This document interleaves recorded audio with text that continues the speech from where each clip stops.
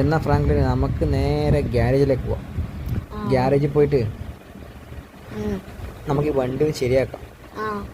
കാരണം കുറച്ച് സ്ക്രാച്ചൊക്കെ ഉണ്ട്. എന്നിട്ട് ബോസ് കണ്ടോങ്കിൽ പ്രശ്നമാണ്, പോലീസിനെ കണ്ടോങ്കിൽ. അപ്പം ഞാൻ ഇവിടുന്ന് ടാക്സി പിടിച്ച് പോയിക്കോളാം. ഞാൻ റെഡിയാക്കാം വണ്ടി, ഞാൻ ഒരു വണ്ടി മേടിക്കണം. നമുക്ക് മൈക്കിള് വണ്ടി റെഡിയാക്കാൻ നന്നേക്കാണ്. ഓക്കെ, പൈസ മൈക്കിള് ഗൂഗിൾ പേ ചെയ്ത് കൊടുക്കുന്നാണ് പറഞ്ഞു. ഓക്കെ ചേട്ടാ, കളറ് ഫുള്ള് റെഡ് തന്നെയല്ലേ അടിക്കണ്ടേ?